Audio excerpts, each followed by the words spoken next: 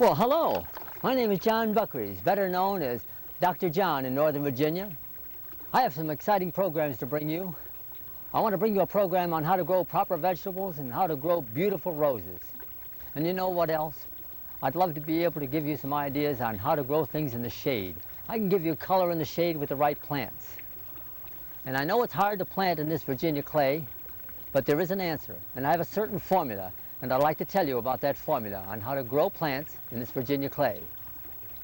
Now, before I get started on my program, I want to finish my little project, so sit back and enjoy yourselves.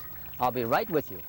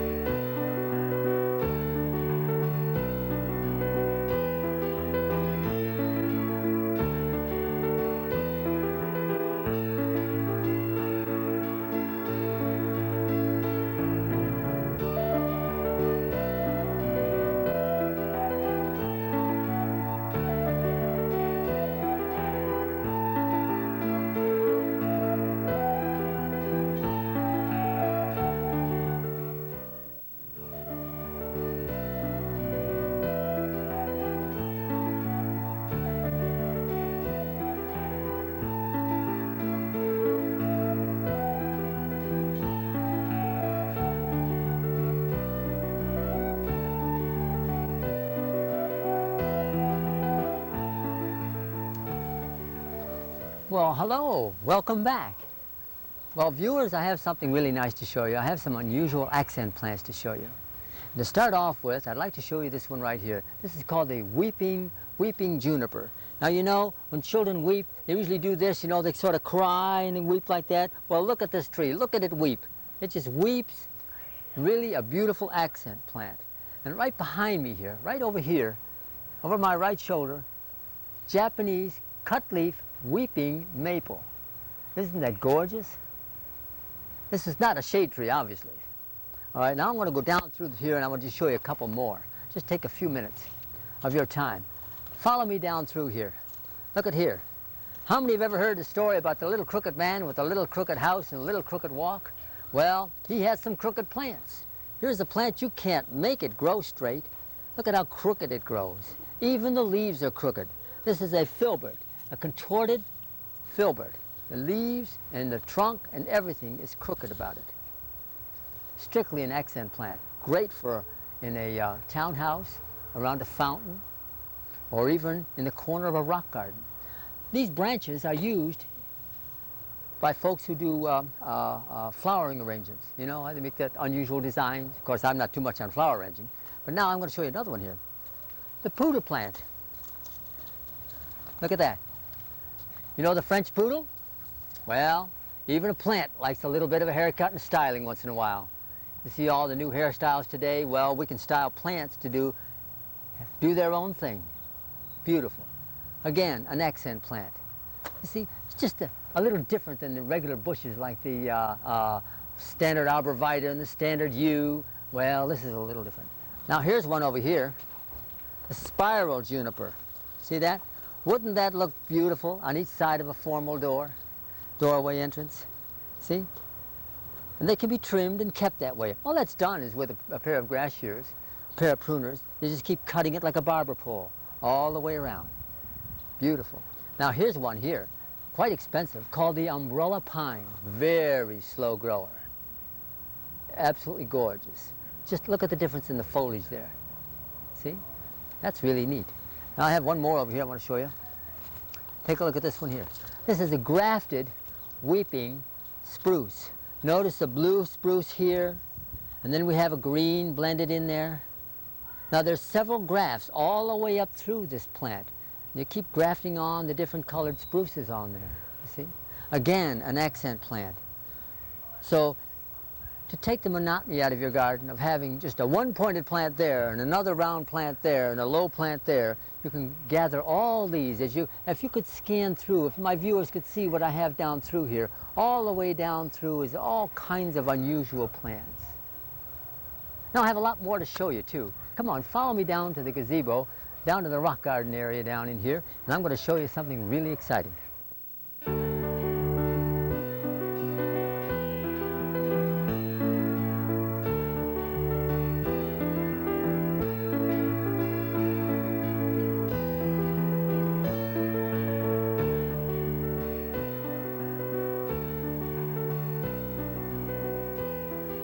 Well, hello. Now, I'd like this program to show you how to plant a container plant.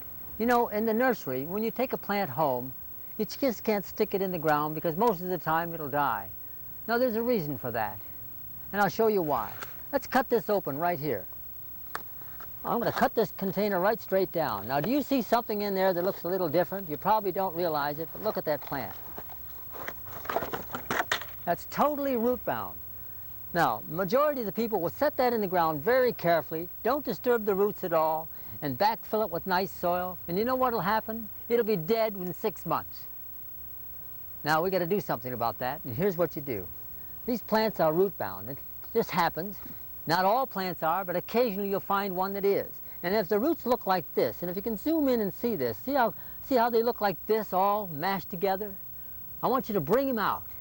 Pull those roots out. Take a pocket knife or a screwdriver and go in there like this and pull those roots out. It's going to take a few minutes to do that.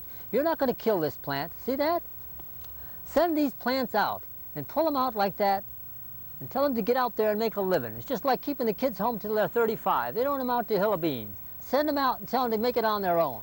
And they will every time. See this? See how hard that is? It's very hard. It's hard as a rock. And if they stay this way and they're not pulled out, what happens is the water runs right straight down the side of the pot and it rots the roots and no water gets inside. Now you see the way that root is? That's going to grow. And so will all these others. So you must pull those roots out. They are root bound in there, something terrible. Now not every plant, like I said before, needs it, but look at that. See that? Look at how those roots followed that all the way around there. They're not going to go anywhere. Look now, look at that. Look at that. Look at them going out there. Isn't that something? Now when you water, the water will get into the ball. We call this part of the plant the ball. There we are. Now it'll live. There we are. It takes a little time to do this. But if you don't, you'll be back buying another plant. You can be sure of that. There we are. It takes quite a job to do this. There we are. Now, look at the difference. See that? Compare that with this. They'll rot every time if you plant them and they stay like this.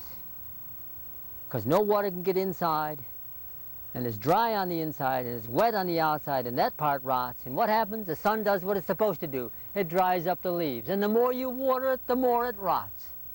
Because there's no place for the water to go. It can't go in. All it does is sit here on the side and sog. Okay? And it develops a disease called Potpourri. All righty? So just continue to do this. Excuse me, there we go. And then when you do plant, mix some peat moss and some sand and some perlite and some cow manure and some Virginia fines, lots of good stuff with your soil.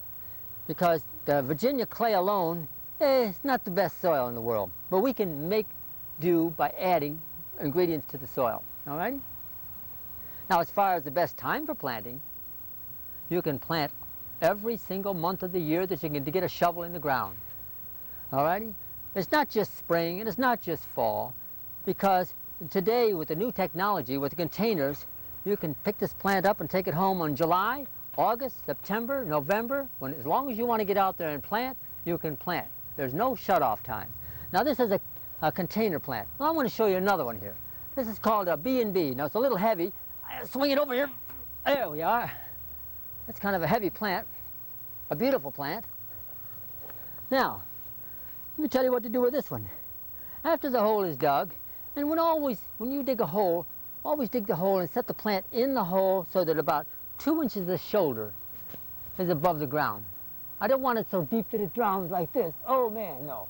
See, it'd be too deep if it was planted that way. Here's the depth right there, a little bit of the shoulder up. Then you turn the plant and face it towards the front. There's a front to every plant, you know.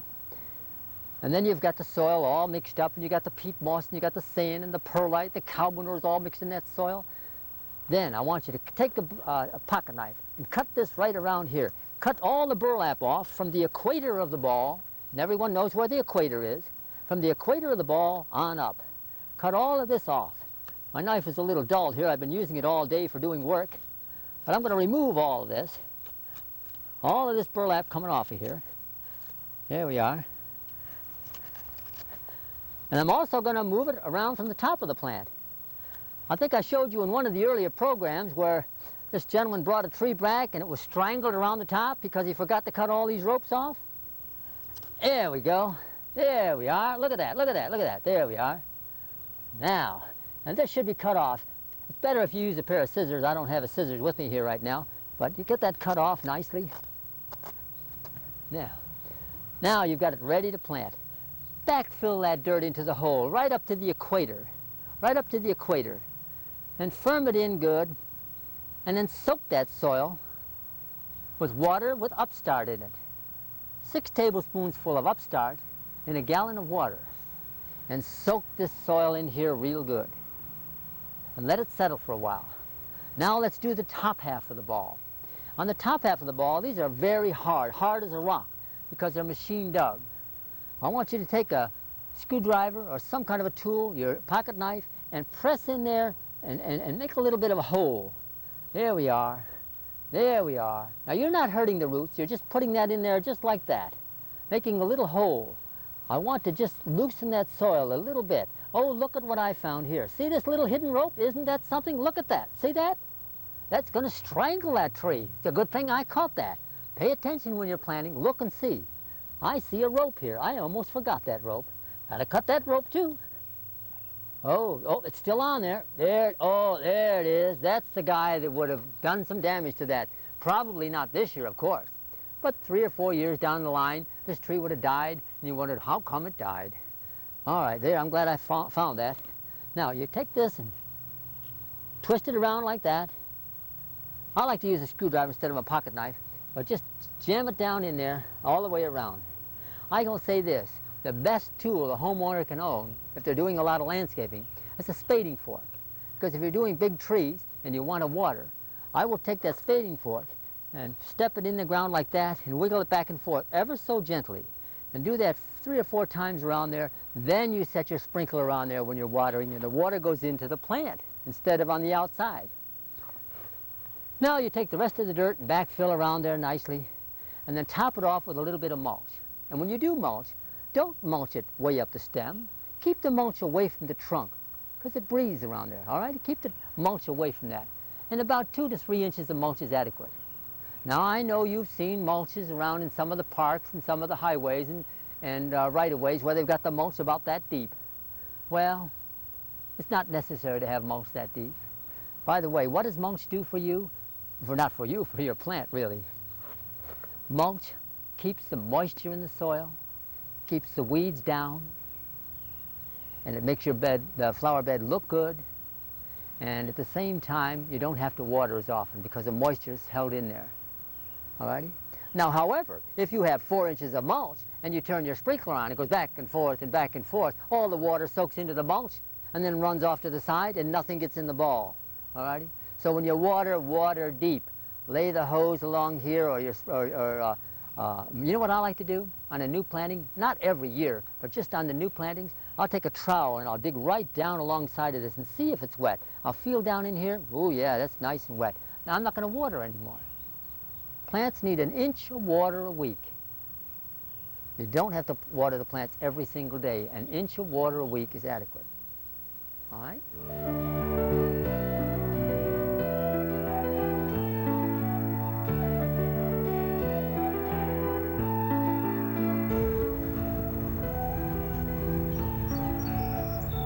I have a beautiful safari to take you on and show you all the different plants we have in the nursery. And I'm going to give you some good ideas on what to plant and where to plant it. So let me get right on the little truck here and let's get on our way. All right, let me get this cord up out of the way here so we don't run over it with the truck. There we are. All right, let's move on. There we are. Now you'll notice Over on this side of me over here, you'll see bird baths of all kinds and statuary. The bird baths are really nice. Consider the birds in your garden when you're planting.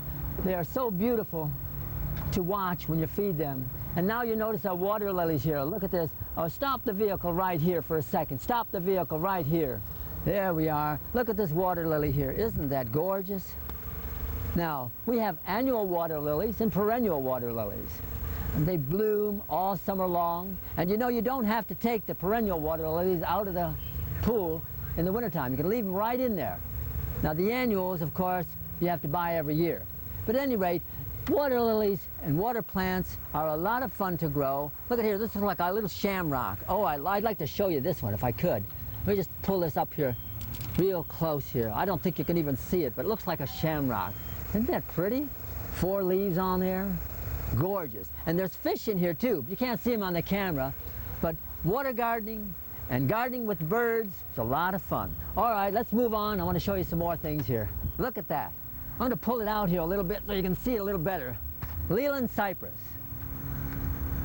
In good soil, when it gets going, this plant can grow from 3 to 5 feet in a year. 3 to 5 feet. Makes a beautiful screen. Leland cypress, put that down in your little note there if you're making notes. As for screening, this is one of the fastest.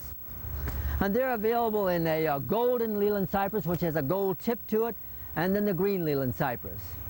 Here's another one here, Wichita blue. Notice the blue in that plant compared to the dark green over here. There's a little character in there. This is another plant for screening. Great plant for screening. Okay, let's go down through here now, Bess, and we're going to go straight to the main line over there. All righty, and then we'll stop. All right, go ahead.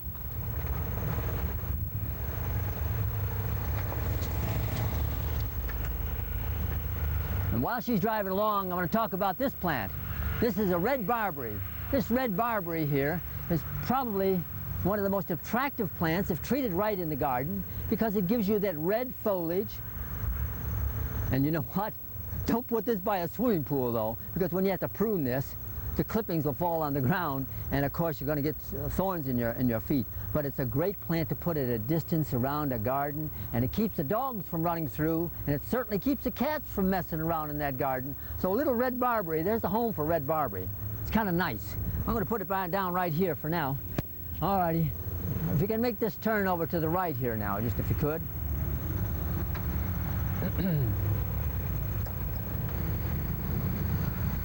All righty, now pull right up here a little bit. I want to show you this right here. Heavenly bamboo. Isn't that pretty? Now, heavenly bamboo is not the bamboo that you might think of that grows crazy in the yard and takes over the whole neighborhood. No, this is not. This is an ornamental bamboo. It turns red in the fall, has berries on it, the birds love it, and it's really an accent plant. Okay, and it kind of fills in, instead of having that stiff look all the time of just a juniper or just a yew, you have a little soft, lush foliage. And the leaves will turn different colors in the fall. Heavenly bamboo. I'm going to put it back now, and there's some more over here. All right, now let's pull forward a little more straight up the line. Straight up the line on our safari here now. There we go. Pull right up there. Keep right on going. Keep right on going. Okay, stop right there. Here we are. Abelia, glossy abelia. Isn't that pretty? Has beautiful little blossoms on it. Glossy abelia makes a great screening plant. To screen your neighbors or to screen a backyard area that you're not really pleased to look at. Okay? Glossy abelia. And this will have leaves on it all year long. It's kind of pretty. In fact, I've seen these used in the, on the beltway in the medium. Okay? I'll set this down. Now on another plant here, I'm going to pick this one up. Hope you can see this one here. It doesn't have the, oh yes, it has berries on it now. This is cotoneaster. There must be 20, 30, 40 kinds of cotoneaster. Cotoneaster are plants that the birds just love. It's a natural bird feeder. The berries on there, the blue jays hop around in there, and the cardinals, and the starlings, and the little wrens. They like the berries of the cotoneaster. Now these Taxus capitata are foundation plants. This one here you would put on the corner of the house, one on each side, and maybe one on each side of the garage. And you know what would be nice? If you have a shed in your yard, instead of leaving that shed sitting out there naked in the lawn in the backyard, ugly looking, landscape the shed too. That's part of the home, you know? So at any rate, this is one of the landscaping plants, probably one of the most popular ones that we have. The Taxus yew, called the capitata. And as you can see over here, I don't know if you can see them on your camera, but there's quite a group of them over here. Beautiful. All kinds of them. I'm not going to lift them out, they're too heavy. Alrighty. Now, I'm going to pull one out here, though. Oh, I have to pull this one out. I'll pull it out. I'll get it out here now. There we are. Now, you want an economy shrub for screening? It doesn't cost a lot of money. Manhattan euonymus. Manhattan euonymus makes the darkest, greenest, dense hedge you'd ever lay eyes on. It beats the privet hedge all to the dickens. This will have green leaves on it in January and green leaves on it in June. Every month of the year it's gorgeous and green. Manhattan euonymus. Wonderful plant. All right, now let's go on further now. If you can get the truck going a little further now, I'm going to sit down here and pull up around the corner here. Keep going up. We're going to head towards the gazebo up there if we can. Like you to stop right about here. There we go. Stop right here. Alrighty. On steep banks, I'll pull this over. Steep banks. Sometimes you'd like a nice plant just to cover the ground. Look at that. Pretty. Look at how it weeps over the side. You know, this could also make a nice container plant as it sweeps over the side. Alrighty. This is a nice juniper. We have more of them, all kinds of them, different varieties. Blue rug is another one. I don't see it here right now, but blue rug. Let me see. Oh, here we are.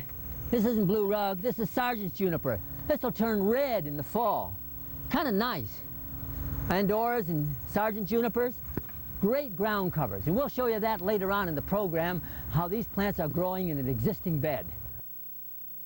This is a landscaped area that's been planted here for 4 or 5 years. And if you'll notice here how beautiful these plants look as adults. In other words, up there in the nursery, I showed you the plants in little cans sitting here and there. I'm going to show you now how they're put into action. We have landscaped this entire bank here, and in front right here we have annual salvia. It's very pretty. Blue annual salvia. And then over here, you notice I have the sedum. See the pretty sedum in here on the bank? And then we stuck a few rocks in. Look at the rocks stuck in here to hold the dirt back on a steep bank. So a good, smart use of rocks helps an awful lot on a steep bank. You see? Now I have to show you one little thing here, though. I don't know if it's that important, but this is wild chrysanthemum. We got to get after that. We're going to get rid of that. I've got a chemical to take care of that. But now look over here. You see up on the hill there? Can you see that? That beautiful, beautiful grass. And I showed you a little can that big, and here it is as an adult. Isn't that beautiful? Let's move forward now a little bit, and I want to show you some more of the bank. Go ahead. Go ahead now. Move forward. We have plants all the way through here. Look at the little sedums right in along in here. See how that pretty that is? All growing like a rock garden. Keep going, move along. There we are. All kind of pretty. All righty. There we are. Now, look at this. Look at this. Can you see that up in there? More how the grasses fill up the skylight. It's beautiful. Okay, let's move down further now, and I want to show you some more here. See how we stuck some mums in here on the steep bank? Kind of pretty. All righty, go along a little faster now. Keep going. Keep going. All right, stop right there for a second. And I don't know if you can see right up in here. I'm going up to this phlox. Maybe you better get down further so you can get the camera on this. Get on down further. Look at the phlox. Isn't that pretty? Perennial phlox. Gorgeous. Alrighty. And you would never think that you'd put phlox on a bank, but it'll work on a bank. Oh yes. Alrighty, here's some more salvia growing here. See? Beautiful purple salvia. All right, keep moving along now, Bess. Move right along. Move right along. This is a big bank. Keep going. All righty, now we're going to get by this big dogwood here. Keep going. Go way down about another 20 feet. 20 or 30 feet. All right, now stop right there. Now look at here. How we use this dogwood here. Stuck right in the bank. Planted beautiful, right into the ground there. Nicely. Good strong dogwood on that bank. So you can plant trees on a bank and you don't have too much trouble with that if you plant them right. You notice again, we stuck a few rocks in there to hold the dirt back.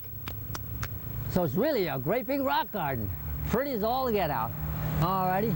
Now, again, you can see we have some more of some junipers and some grasses up in there. And look at here, this little bluegrass. See? Pretty. Stuck in there. Move right on down, Bess, now. There we are. Keep right on going a little bit faster down through there now. All right, keep going. See here what you can do with the ground covers? Perennials will do wonders in a rock garden. Keep going. Now we stuck a few annuals in here. Periwinkle and marigolds for color. All this is on a very steep bank. Stop right there for a second. I want to crawl up here. I don't want to step on too many of these. Look at this mugo pine in here. Just sitting there, so pretty. This was a little fella about that big when we put it in. Now that rascal's got to be 3-4 feet across. Now I don't know if your camera can see it, but if she could get the camera up here, I'm going to try and get up this hill here. I've got to have mountain climbing equipment here. There we are. You see that grass up there? Look at that. Isn't that gorgeous? Isn't that something? Now these are your grasses again. This thing here has got to be 8 feet high. And I showed you the little cans about that tall. My word. Beautiful. Beautiful grasses. Alrighty. Now let's go down here further and I'll show you some more. When I get down here now, move that truck down along the road here now. All right, keep right on going. Keep going. A little faster down through there now. Uh-huh. Okay, I want to stop right about here. I want to stop right about here. I get up here.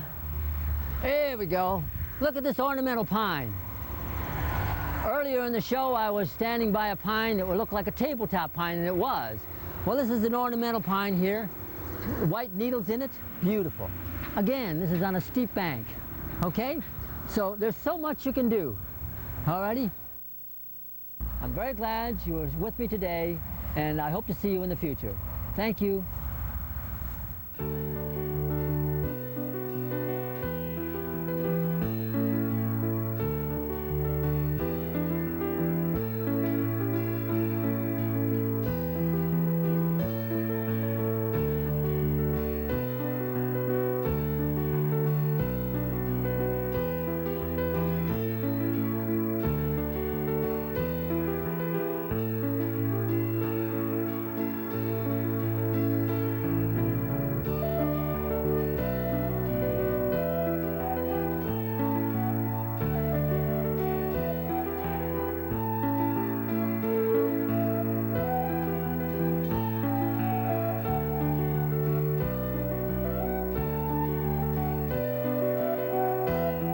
For further information, please write Merrifield Garden Center, P.O. Box 848, Merrifield, Virginia 22116, attention Dr. John. And for a video transcript of this program, contact Arlington Community Television at 524-2388.